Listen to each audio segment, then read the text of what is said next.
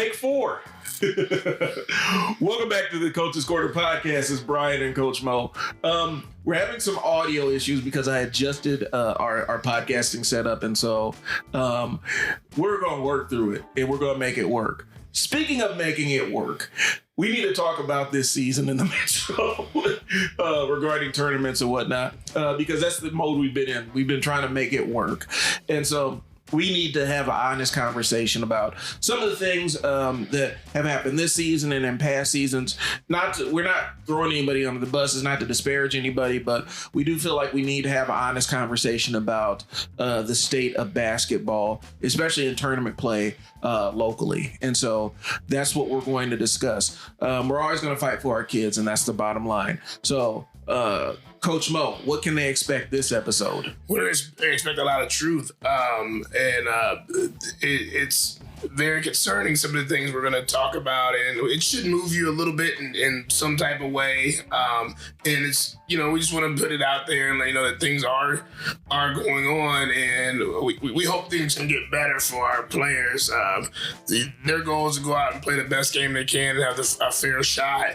And not to have to deal with all the extra distractions at games. And we're just going to break down a couple things we've seen this season. So that's what we got and more on today's episode of the Coach's Corner. Thanks for tuning back in, y'all. We'll get you guys after the intro. Peace.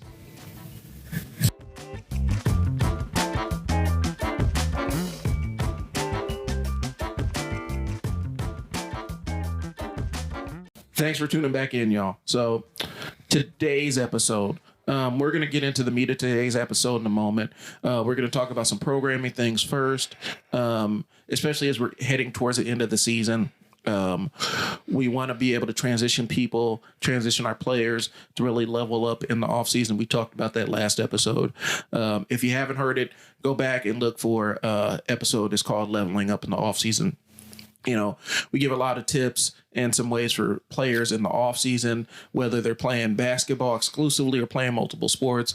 We give tips for both sides of the fence, but realistically, the bottom line is you got to keep moving. The activity level has to stay up. Now, you can take some time off, but make sure that you're working with coaches, all your coaches. Even if you're playing other sports, you're working with those coaches as well to make sure you're getting adequate rest and ability to step away and recharge. But activity level still has to be up, and so you go back and listen to the episode. We're not going to relitigate everything. We're heading into the end of the season, and players are going to have to start making decisions.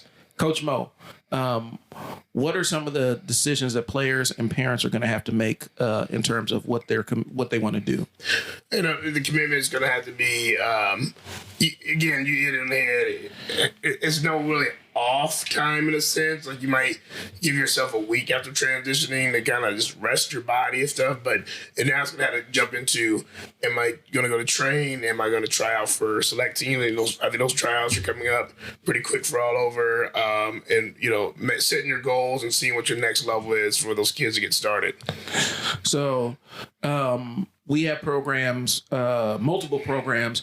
We're doing our face-to-face in-person services, our one-on-one training, and we also have our online training. These are all options for you to stay on top of your game and keep things pushing. And we'll talk about what the differences are between the programs. And basically, our operating nights are what? We have Sundays is our competitive open gym. That's for our high school, college players, and our up and coming 8th graders or your select 8th graders. Then that's by invite only. So if you are a coach or a player that like to get involved in that and test your skills, contact us and we'll get you involved in that.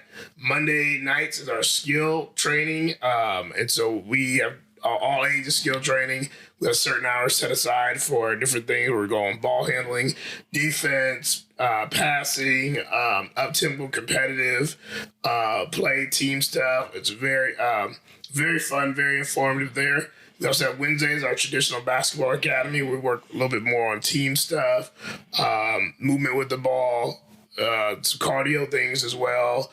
It's as our traditional one, and we may be adding a surprise. So stand by for that. Yeah, we're in the process of negotiating a space for our next night, and this might be a more elite kind of evening just because of the venue or whatnot. But that's what we're working on, and these are different programs that are available. All the price points and all the information is listed on the website. We also have our one-on-one training, we have our one-on-one training too, which if you're really trying to move up, like we're talking like JV to varsity in the off season, the one-on-one training is really kind of focused for that.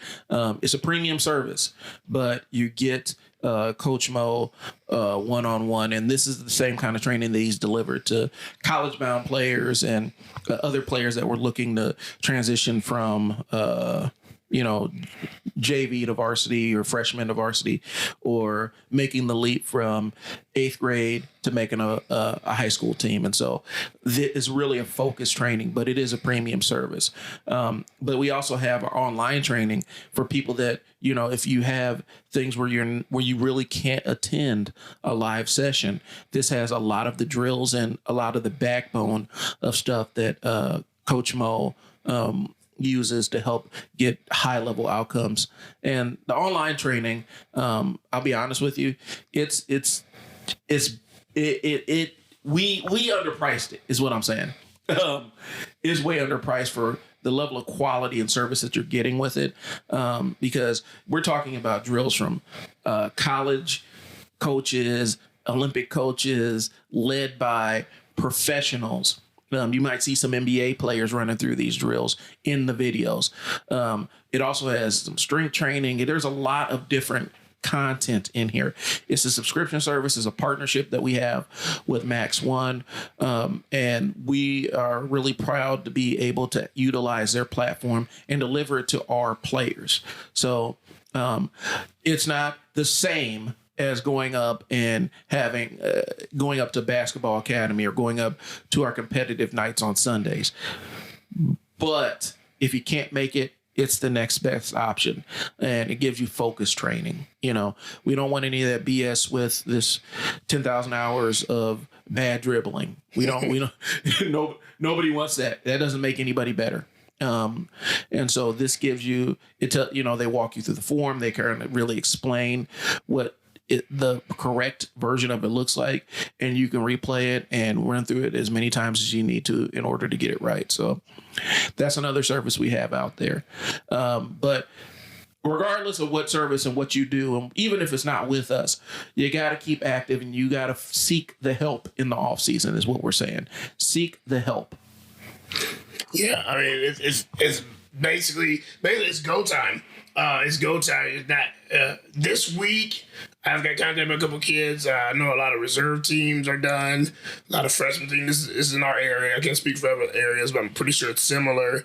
And it's immediately go time. We talked about this last episode. We talked about it before. If you're competitive or you're trying out for select teams or you want to keep going, there's really no off time. It's time to go.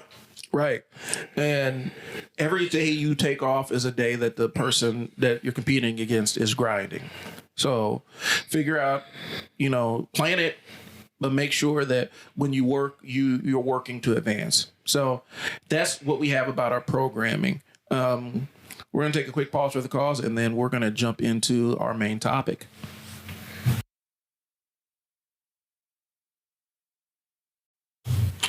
Back again. So we're going to jump into the meat of what our show is about. We need to have an honest conversation. First things first, we're going to jump into the issues that we've been seeing as a program with fans and fan participation.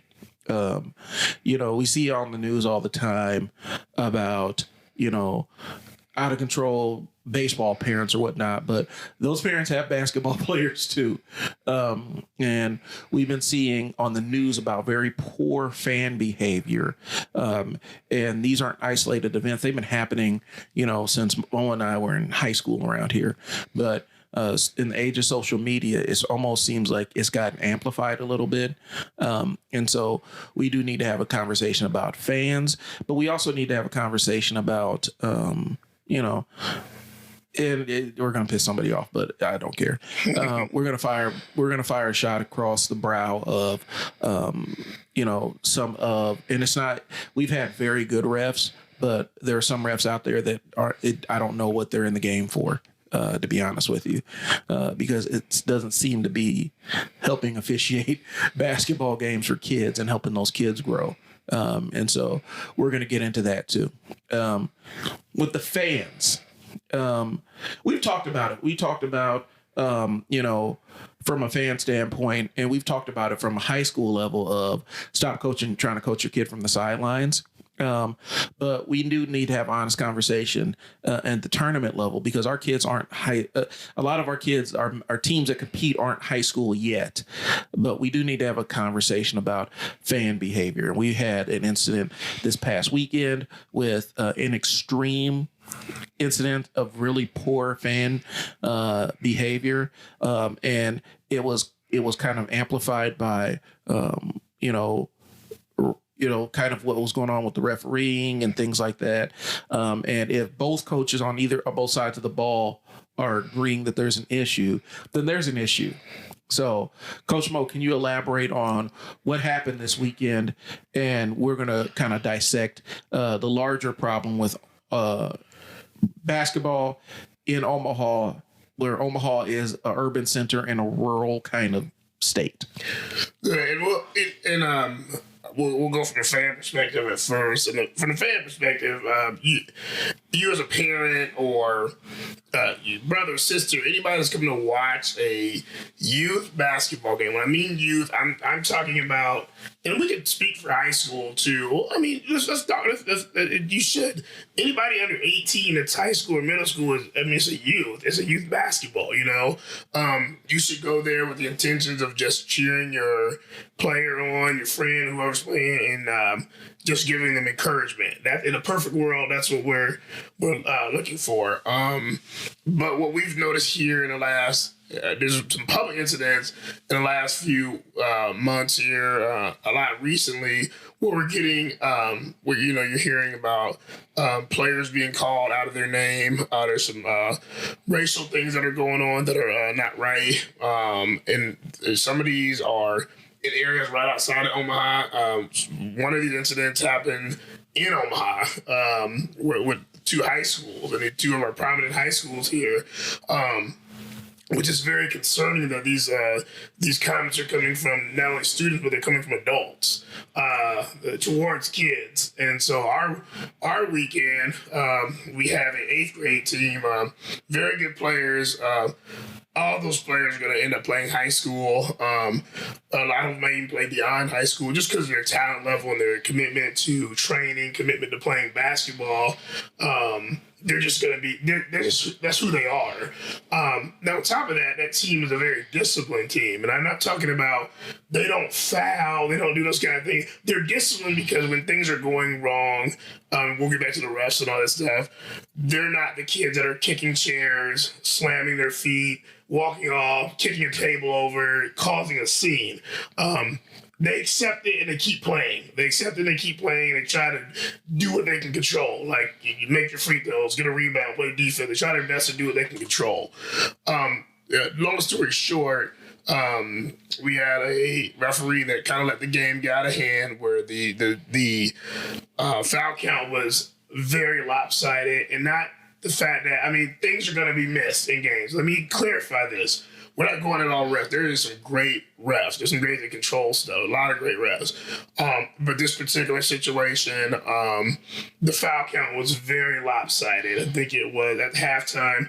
No exaggeration. I think we got one foul in our favor, and they got 12. We're a team that goes to the rim. We're a team that we post. We're a team that we do a little bit of everything, and our kids were just hitting the ground. So one of our parents got concerned about it. Asked the ref during a little timeout why the foul wasn't going to be called, just like myself and even the opposing coach.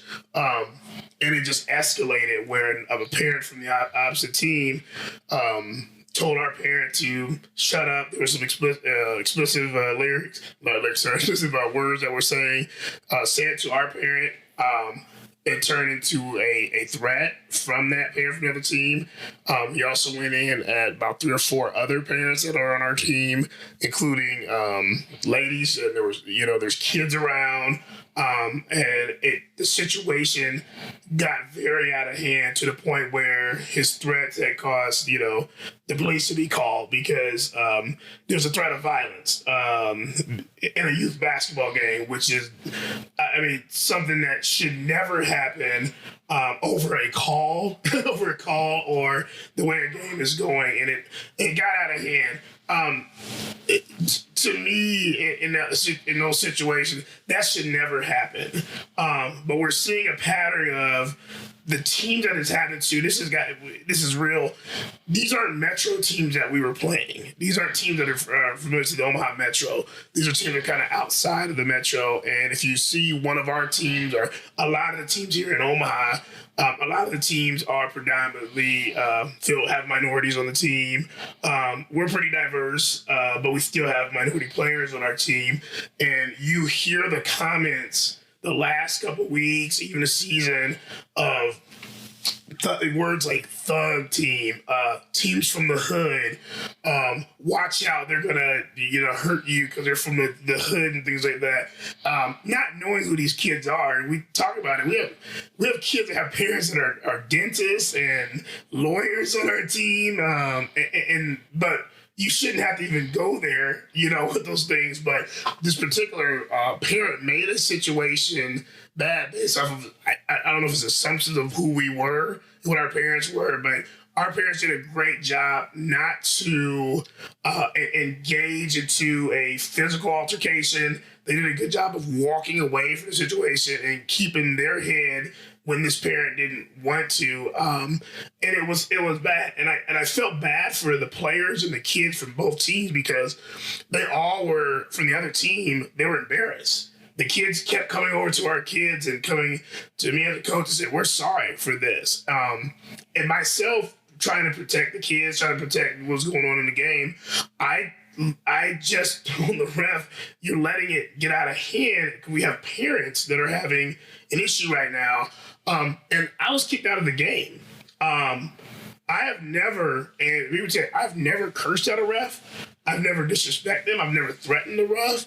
And in a situation that had got where a police is called and things like that too, the problem is bigger than me asking a question about a foul, and it got bigger than that. So it's concerning that these things are happening in 2021. We know they happen, but it's concerning how bold it's getting, and it's a hard conversation to have with a middle school team, an elementary player, a high school player. These are still youth, and these are still kids. Right. And here's what I'm gonna say, and the roles are kind of reversed. Coach is gonna laugh at this. I'm normally the super diplomatic one. Coach is being really diplomatic about what we saw and what happened this weekend. When we talk about physical violence, we had a parent who threatened to shoot one of our parents. Yep. Over a youth basketball game. Yep. We had a ref that we've known literally for years. We've gone to school with him. I don't know what that entire incident was about.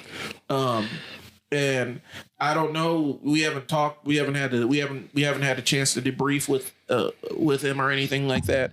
But this is something that we will be revisiting in the future. The reality of the situation is Omaha's a very segregated city, and a lot of our teams, a lot of our kids are exposed to people that aren't used to people from other races coming around. And so our kids get exposed to a lot of really racist stuff when traveling to play other teams or when other teams come to travel to us. I don't know what it is. People are acting brand new. I don't know if it's, a political consequence or whatever. I'm not getting into that. There are other shows that I record where I get a little bit more political. But I will reserve thought on that or opinion on that one. What I will say is this.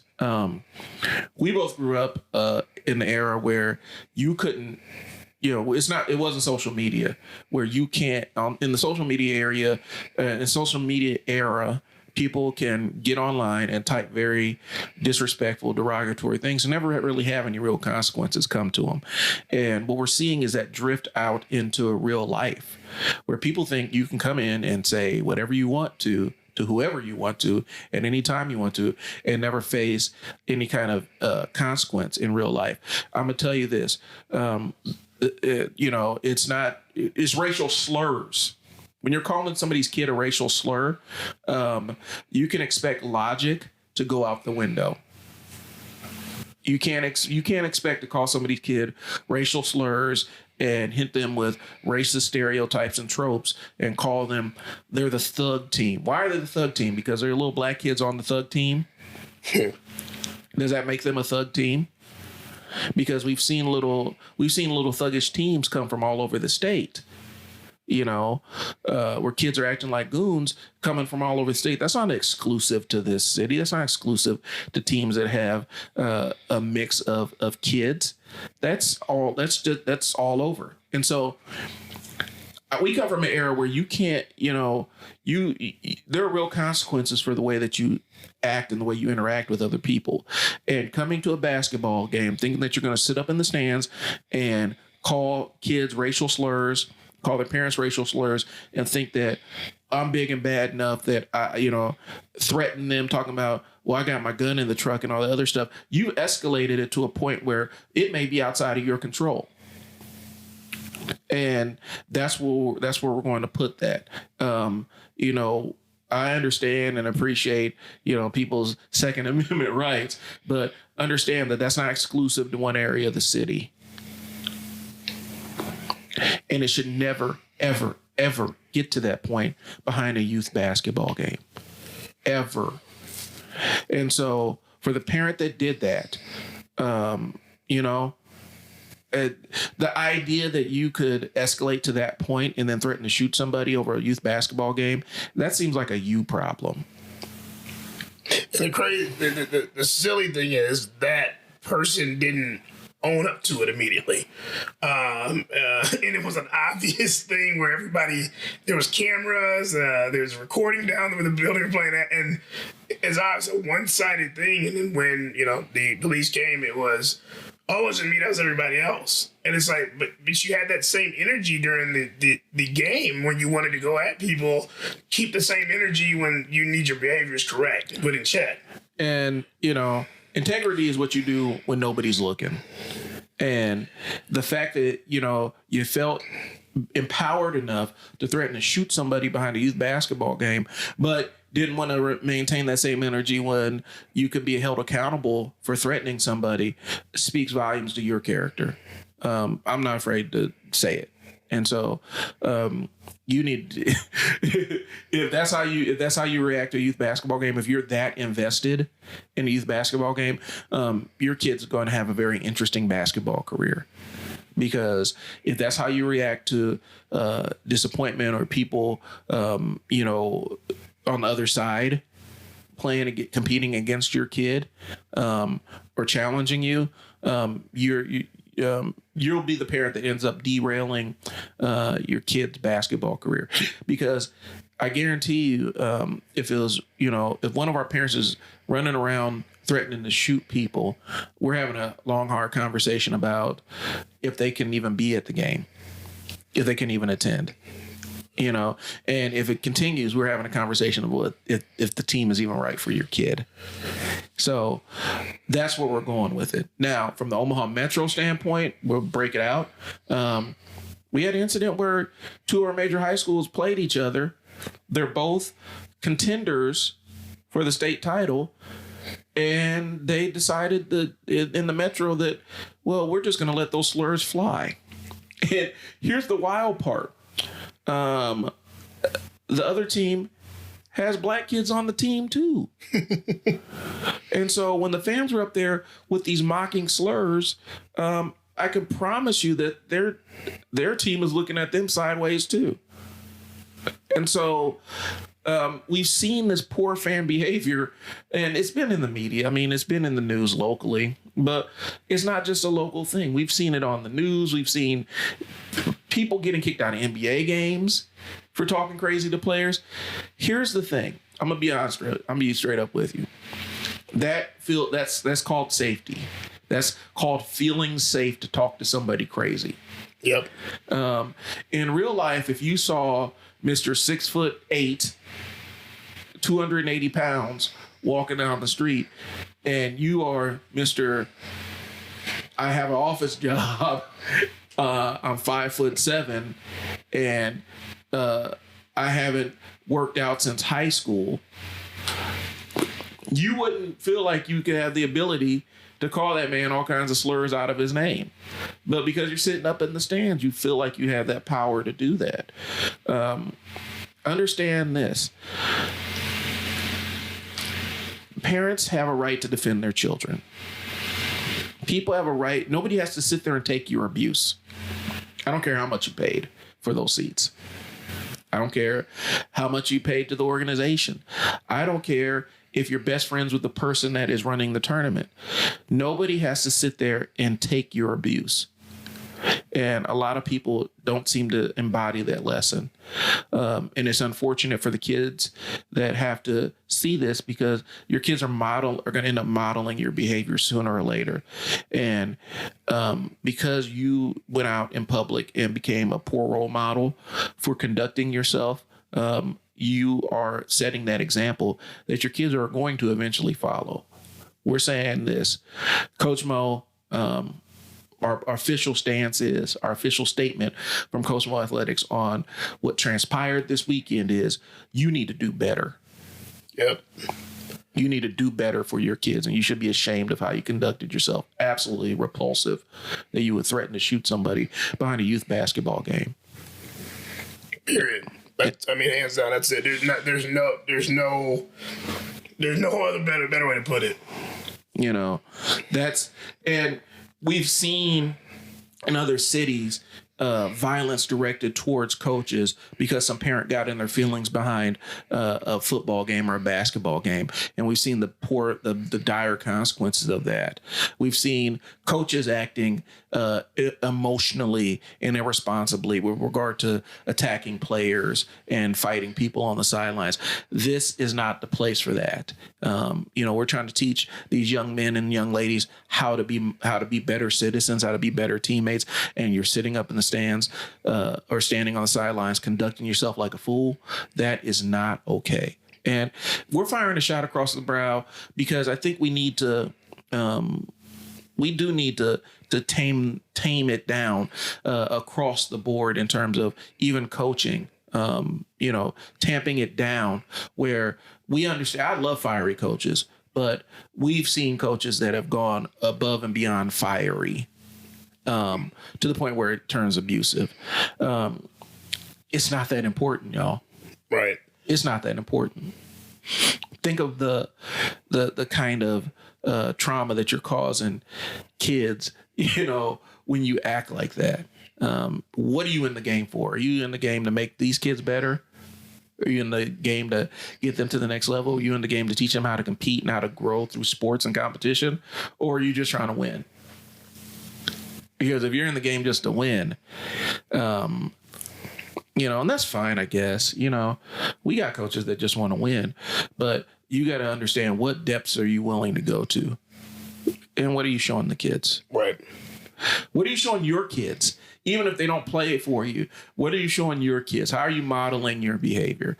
So we're talking about accountability, but the larger thing is, and I think that there needs to be a robust conversation about this with the Nebraska State Athletic Association in terms of getting this fan behavior under control.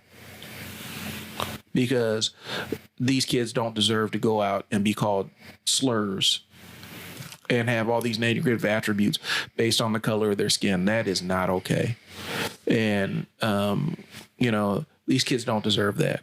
And, I know in high school specifically, the student section is the rowdiest part of the high school. Get some controls over that. This is on state officials. This is on school administration officials, all the other stuff. You guys set the tone for what's acceptable and what's not. And I know specifically with the high school incident we're talking about, we saw this mask. Everybody's running to, well, I didn't see that, or I didn't experience that. And we've done a thorough investigation and blah, blah, blah, bullshit. Right. You know, it's protecting. You're trying to protect students from real life consequences instead of addressing the ugly, ugly, ugly side of what happened in the student section. Yep. You let it get out of control. And there's no accountability for that. And what kind of adults are you, what kind of people are you raising where they feel like they can escape consequence for poor behavior in public in insulting somebody? So that's what I got. And I'm sorry you guys had to listen to my mini rant on that, but I got to be honest with you. Here's where we're going with this. And we're going to talk about the potential negative consequences of this because we've talked about it on other episodes. Omaha's basketball profile is raising across the country. People are paying attention to what we do in the Omaha Metro because we have players that they want. If we do not get this under control, we're going to hurt our ability to get people to consider our basketball programs around here seriously. Yes. So that's what we're going to talk about on the next segment. Get you guys in a second. We're taking a pause for the cause. All right, so we're back. In discussing the state of basketball and the profile of basketball, we do need to discuss some issues that we've been seeing with refereeing. And it's not just ref missed a call or, we're seeing refs trying to square off with coaches. We're seeing refs running time off the clock at inappropriate times. We've seen refs that give every single appearance that it's almost like they're trying to, they're not letting the kids win the game. They're trying to decide the outcome of the game. And it's a mystery to us why a referee would be so invested in one team winning a game over another team. But I digress. We've seen, I don't know. I don't know how to describe it outside of piss poor officiating, and it's not across the board. It's not uniform. But we're saying is this: there should not be such a drastic difference between, between different refs. There should be some kind of uniform standard on how the game is going to be officiated. Where they keep it general, let the kids decide who wins and who loses. But that's not the case. We shouldn't be able to walk into a tournament and say, oh shit, there's that ref. Every time we play under this specific ref, the calls are weird. We never get, mysteriously the clock's running, or the clock's running at times it's not supposed to, all kinds of other stuff. So Coach Mo, what are some extreme examples of ref behavior that we've encountered this season and past seasons? I'll take a book out of page out of Brian's book of people are in their feels. people getting their feels. And this is straight. I was trying to, think about what to say on this episode and trying to be nice and like what Brian talked about too. But it's ridiculous, for people that's, I've been coaching 21 years. And, in business, this is going on 7 for us in business. And man, and I really tell you, man, I straight up do it for the kids. When I'm coaching, I have a raspy voice. My voice carries. I've been hearing that BS since I was in 7th grade, where teachers would write me up. I wasn't cussing at them, wasn't doing anything, but my voice just carried to the point where my mom was an educator for over 35 years, and she'd get the phone call and she'd say, "Did you write him up because his voice carried? Did he do anything?" Well, no, I just heard his voice, and to me, that's the thing that it kind of hurt us being a kid, where you're like, I'm just talking, I'm just passionate about that, and that goes back to Brian's talking about. I'm a passionate coach. I'm out there when I want them to win. I want them to be excited. I want players to show some emotion.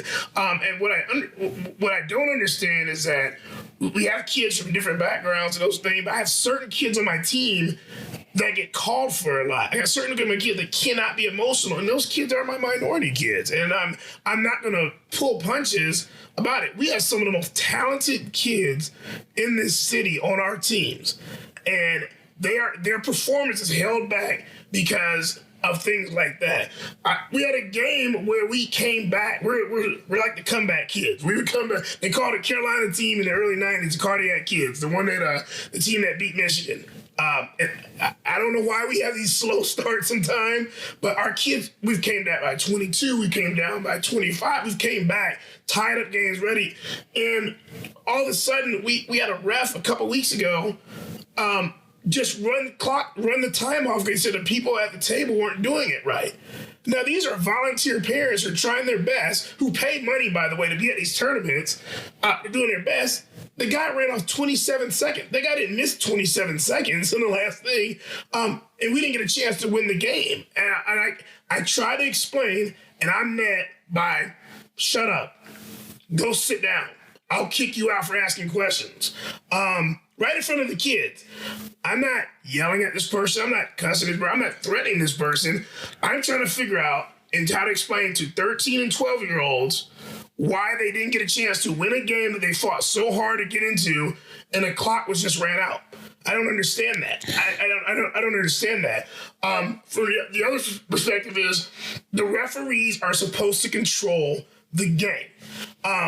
If you don't like what I say, then tell me that.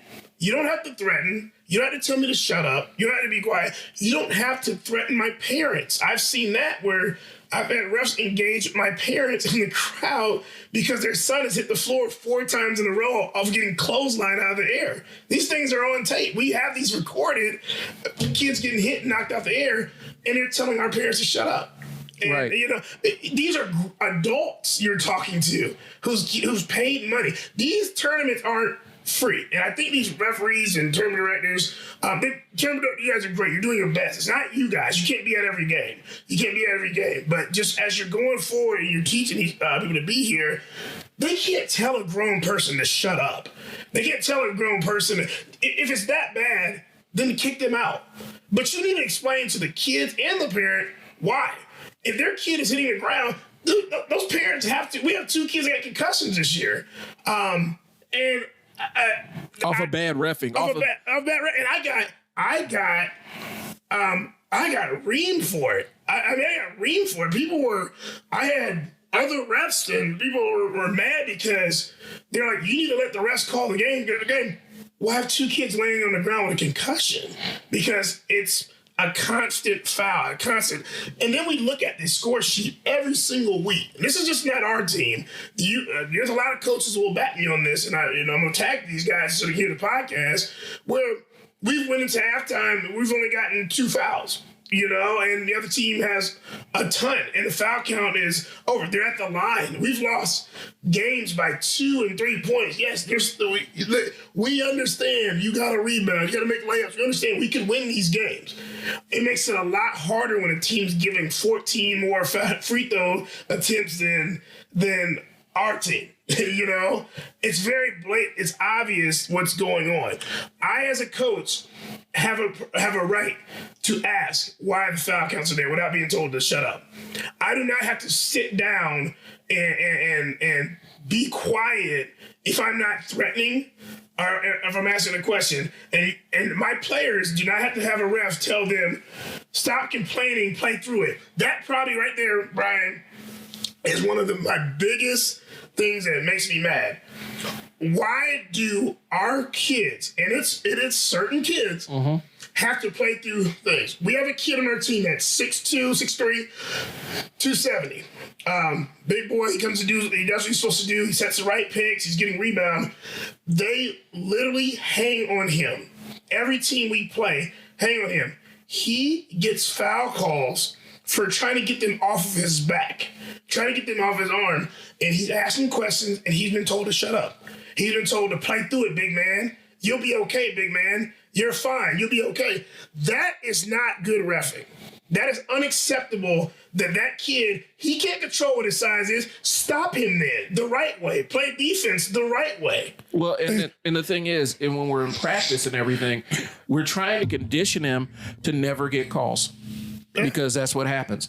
And it's not fair that we have to do that, where we have to basically force him to play through things that are egregious foul calls because we know that that's what they're going to do. But I want to go back to the ref telling people to shut up. I think Cedric the Entertainer put it best where he said, I'm a grown-ass man, dog. If you wouldn't walk outside and find a stranger talking and tell them to shut up, I would suggest that you not do it in that environment. You're telling parents to shut up. You have no control over them. You're telling coaches to shut up. You have no control over them. If it's really becoming an issue, then you have the ability to kick them out of the game. But telling people to shut up, here's the thing: you give somebody a little bit of power, and you get a chance to see who they really are when they feel like they have a little bit of control. And some people have just enough power to do damage. In a lot of cases, that's what we're finding, where you have the ability and power to do X, Y, and Z on this court. And instead of wielding the power and controlling things, it ends up becoming this weird ego trip where you got to protect your ego because somebody asked you a question, a player, coach, or parent asked you a question. And so now, because your feelings are invested in this, how dare they ask me questions as opposed to, okay, they're asking me a question.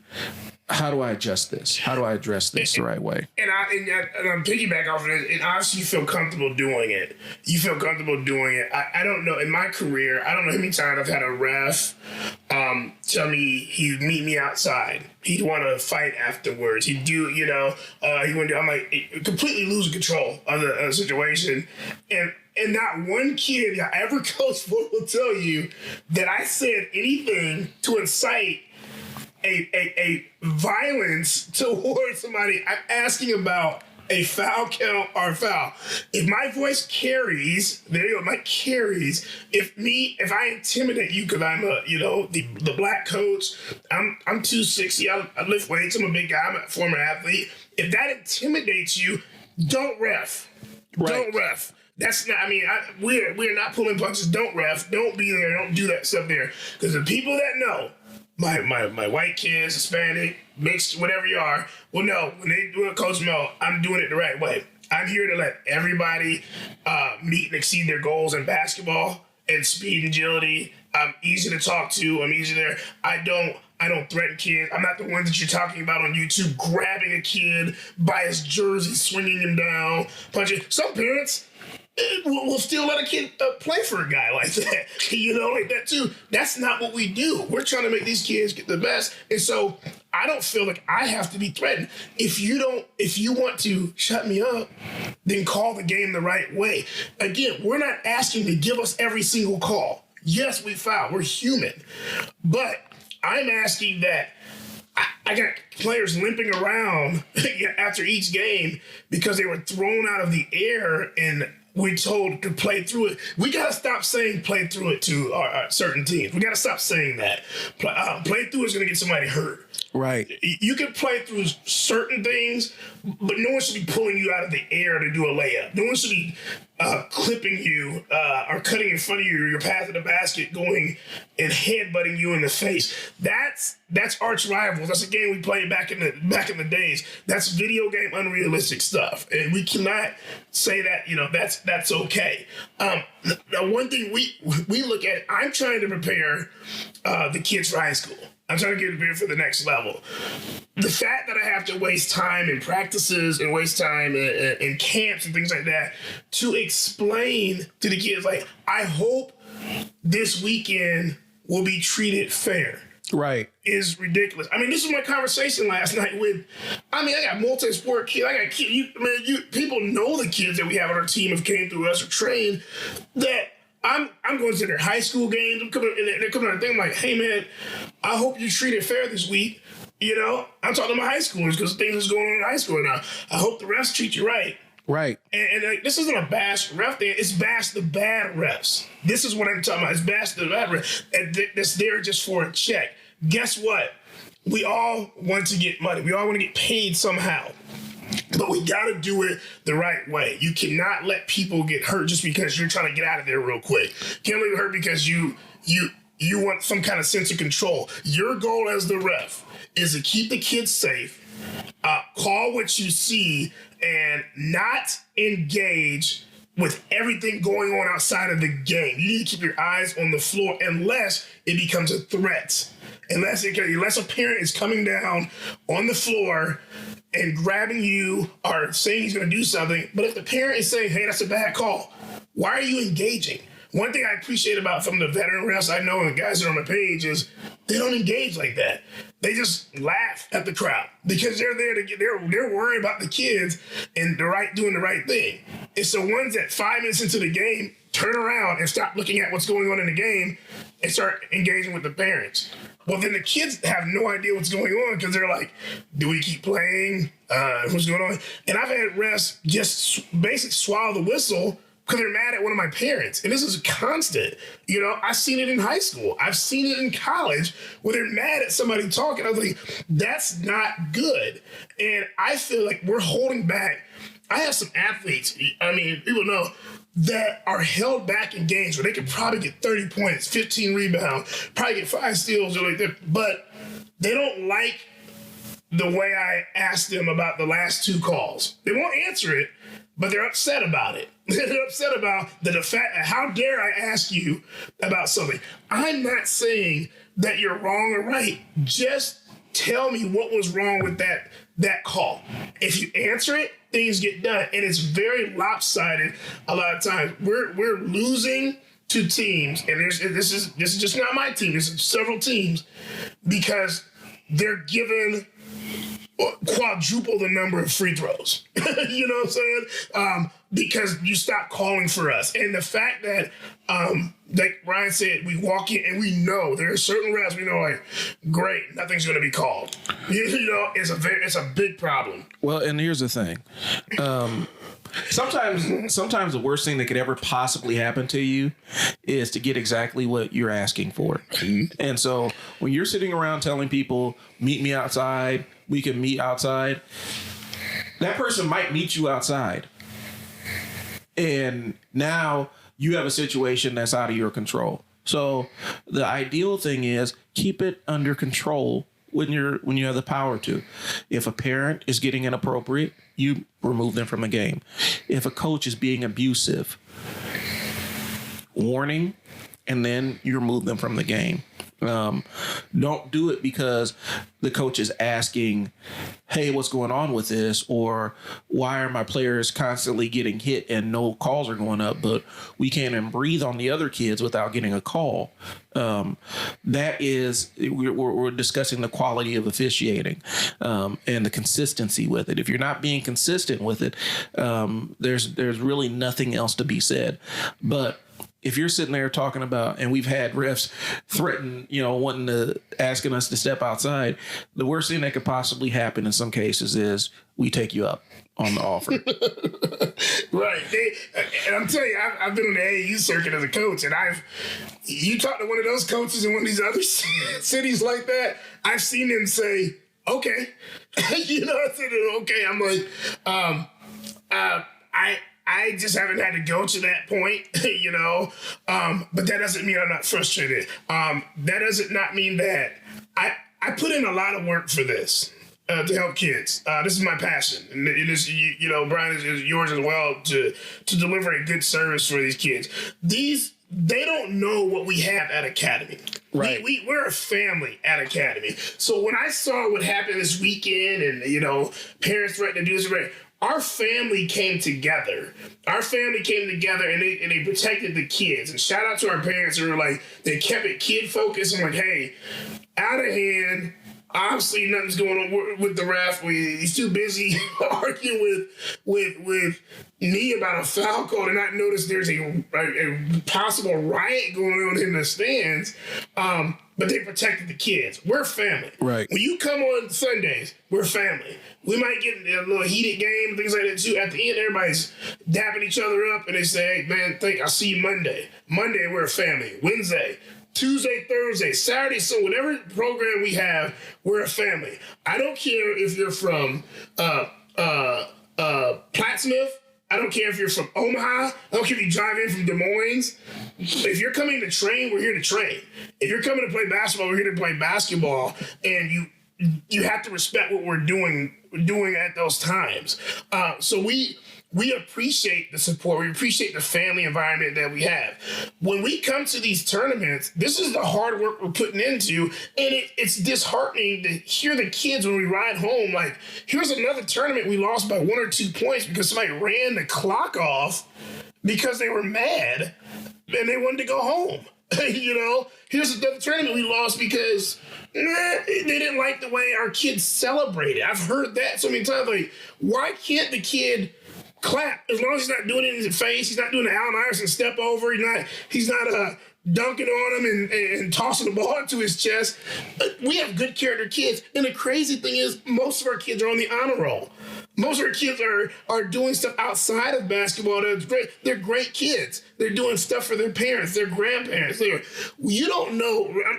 I'm serious about this. You don't know what's going on in those kids' lives. Right now, or the coaches, for instance. I always say what's up to the coaches. I always say, how's it going? Hey, thanks for coming and playing us. I appreciate it. No matter what happens is going on here. Look, particularly my mother right now, and this is personal, is dealing with cancer. She's had surgery and it was rough. And so we're dealing with some stuff with her there. I don't take that into the games as a negative thing and start going off on you as a ref or as a player or as another coach. But I'm going through it. I internalize it. And so I just want to kind of get away and do what I do and just help the kids and those things there. Only is that there's a lot of kids that are going through that. Their mom might be sick. Their dad might be working out of town. You don't know what a 10-year-old or 11-year-old is going through, and you're yelling at them to stop just being themselves. You're yelling at them because they celebrate it instead of explaining why you're doing it. You don't have to tell a kid to shut up. Tell the kid, hey, ease up a little bit. Good play. Hey, make sure you just get back with your team and high five. Cool. I think they'd understand that. You don't have to go there with that. People are people. Kids have feelings. Coaches have feelings. Refs have feelings. Directors, parents have feelings. When we get out of that realm of keeping it under control is when things get out of hand. And there's things that can be helped to stop that before we get to that level. And it's to the point where it's just not fair. And it's to the point where we shouldn't be dealing with this. If you can't control your mouth, if you feel like I'm going to go to a game and I get so fired up that I'm going to just start throwing racist comments out or threatening comments, I put it in one of my posts. Stay at home. Take a nap. Go do some sensitivity training. Don't bring it to your kid's game because guess what? Your kid is now attached to your comments and your kid is attached to your actions. If my actions get me kicked out of the game because I'm defending the kids and making sure it's right, if I'm not cussing or threatening those kind of things there, fine. I will gladly leave the game. I will gladly leave the game because obviously there's a bigger issue, a bigger problem. But if you think as a ref, you think as a parent that a person that's threatening people with violence should have been the first one kicked out of a game, or even have the police called. We are in a different world right now, and that is bad. Because again, I had to explain all this in practice to my kids because they're like, I don't even know why we're going through this, and that's frustrating. And they're like, we want to win tournaments, but every week, coach, they're doing something wrong to you. Every week, coach, they did something wrong to the other coach that over there. Why are they kicking that coach out? Why did they say that? He didn't say anything. I'm like, I don't know. Well, I don't know. And I think what we're getting into is we're getting into this, and this is where we're going with it. Basketball's turning into a pretty lucrative industry in Omaha. and you got a lot of teams playing. You have there's more demand for refs. There's more demand for places to play. There's more demand for tournament spots and stuff like that. And always when you have that much rush on demand, the first thing to go is the quality and the oversight. And I think that's where I want to steer this into, because I think, things get too big and you see this degradation in quality and oversight, and everybody suffers for it.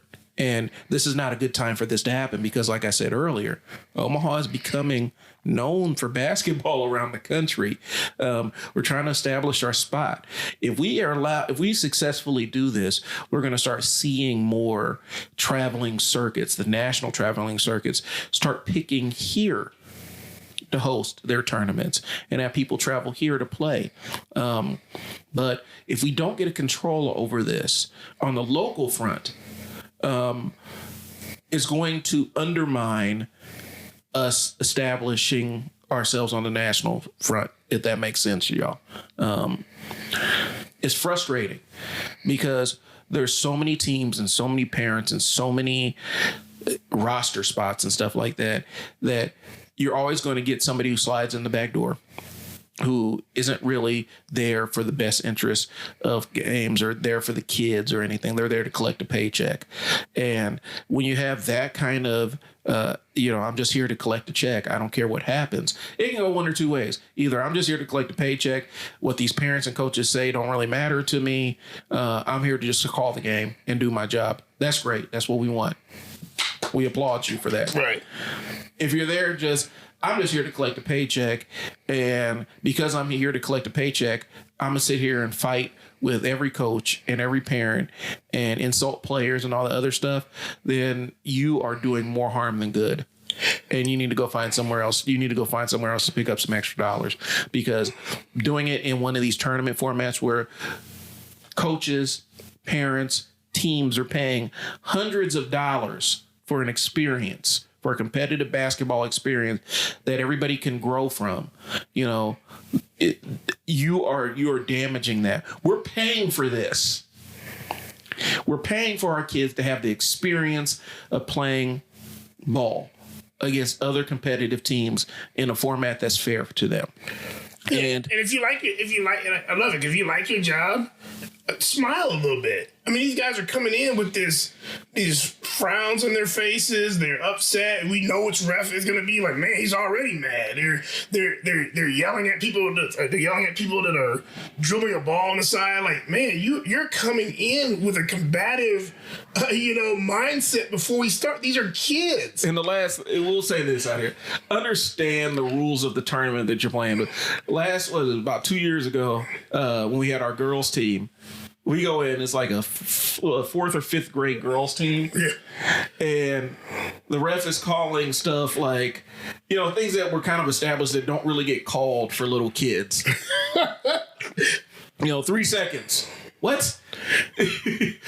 And they would explain it. We're like, they're in third grade. Even the other ref is like, hey, man, we don't call that at the kind of tournament level rules. We're not calling that kind of stuff at this level, And he was really enforcing it. And it damaged the quality of the game. It damaged the experience for the girls because, they ain't ready for that. They weren't ready for all of that to be officiated like it's an NCAA game. And so, getting on the same page with the refs is important. But I digress again. I think that if we do not get control over the local basketball scene, we're going to embarrass ourselves in a national instance. When we have one of these big time tournaments that travels all over the country and generates millions of dollars, they'll come here and they'll have assholes up in the stands hitting these teams from these more diverse cities with all kinds of ethnic and racial slurs and stuff like that. It'll become wholly embarrassing, and they'll never come back here again. And that costs everybody an opportunity. Definitely. So, I guess I'm a fan, right? I'm a fan. I have my sports teams that I enjoy. I don't understand hecklers. I've never understood hecklers who sit up in the stands and go,